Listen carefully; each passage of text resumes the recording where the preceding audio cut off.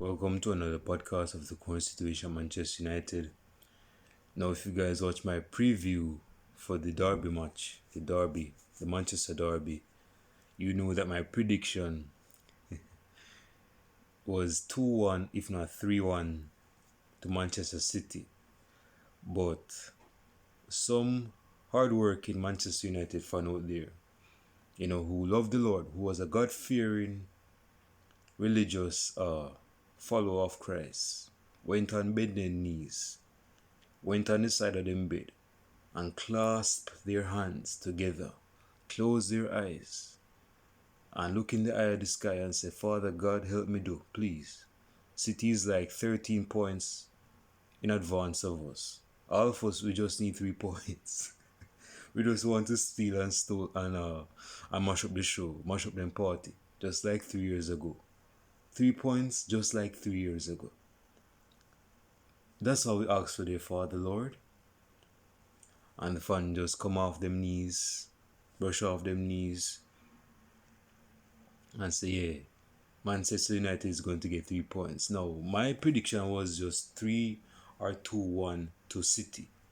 Is me. So some fans might say, man, I would expect you to be more optimistic, more in favor of United, coming together and being united and winning against City.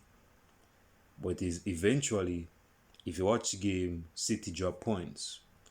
And Ole Gunnar Solskjaer has scored 3 away wins at the Etihad Stadium, because it was empty. 3 wins at the Etihad Stadium against Pep Guardiola. I think he's the only manager to do that. Not bad for a PE teacher, huh?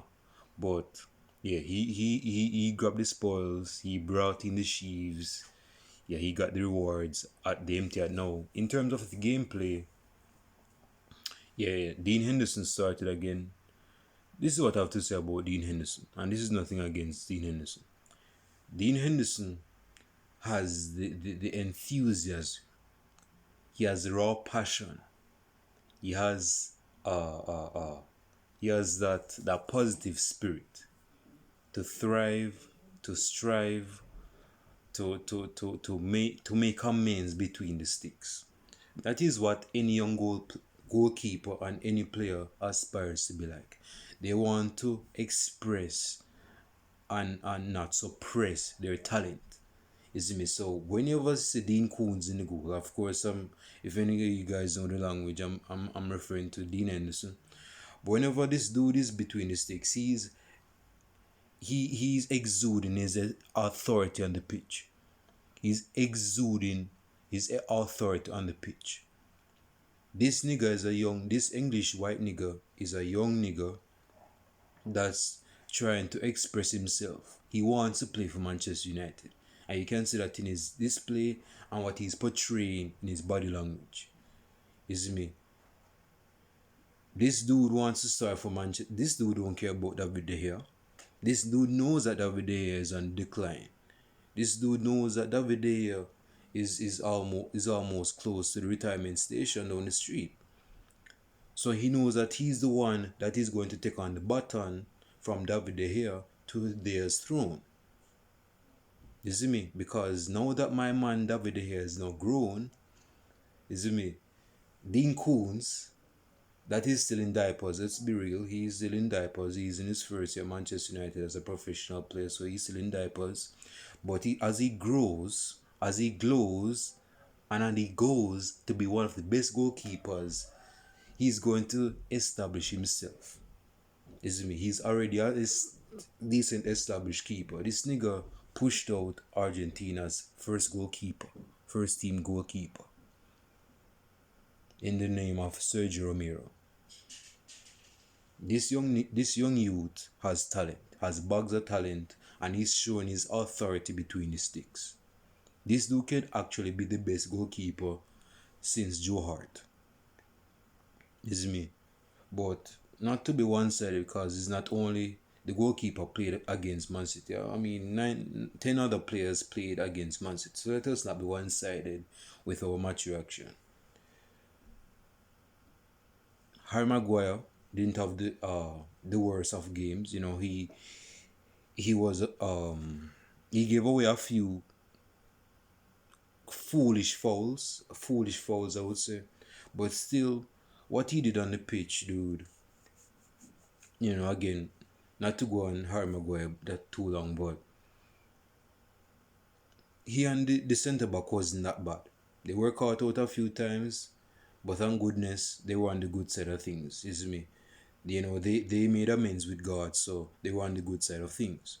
So the midfield, which was Fred, Scott McTominay, and Bruno Fernandes, they played very good. They played very good.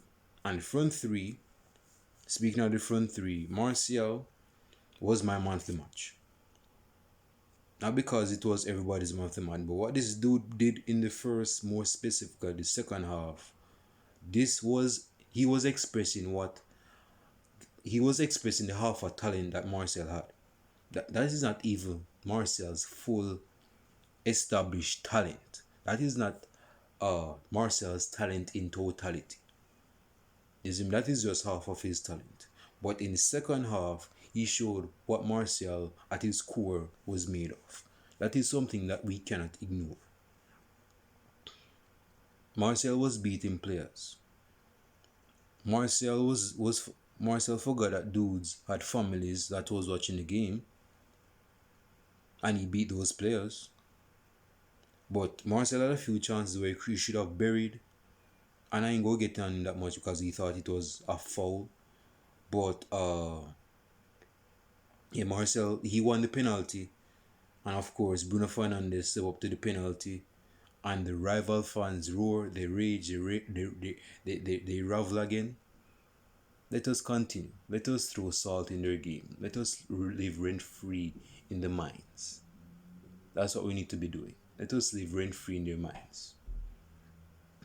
That's all them can do. They wish they had a player like Bruno Fernandes. That's why they hate on Bruno Fernandes. Bruno Fernandes is not only captain material, this dude, like I was watching a short excerpt of an interview with Bruno Fernandes, and he was basically saying like, if I were to say to myself, again, I'm paraphrasing his words, but he was basically saying, if I say to myself, I've been quite decent against the top six, but what are the top six sides in England?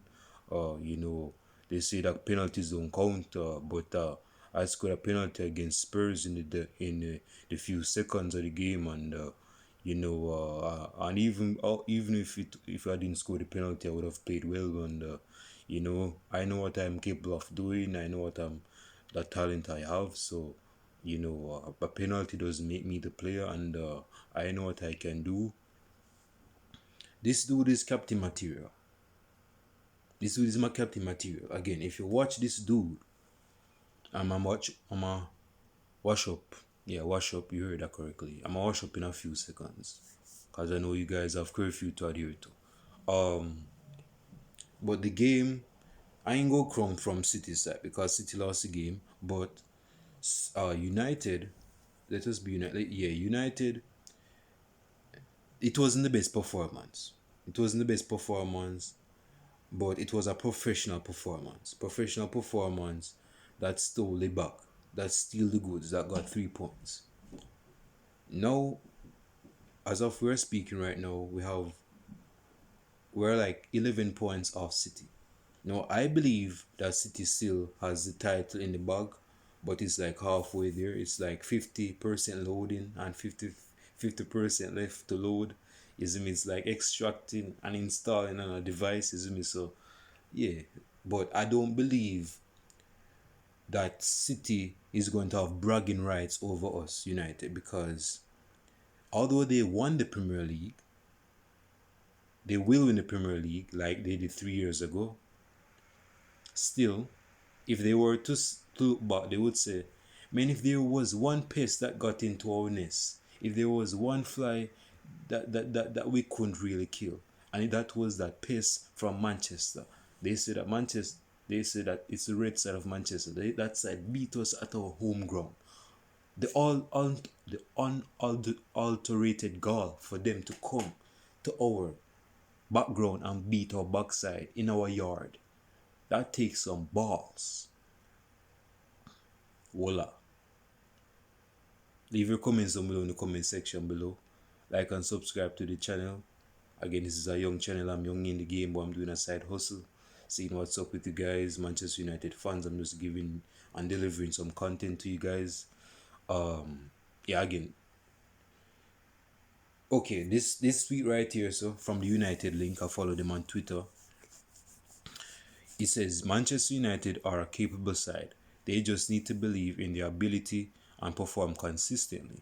Yesterday's performance, well, I'm guessing that they're in England or somewhere.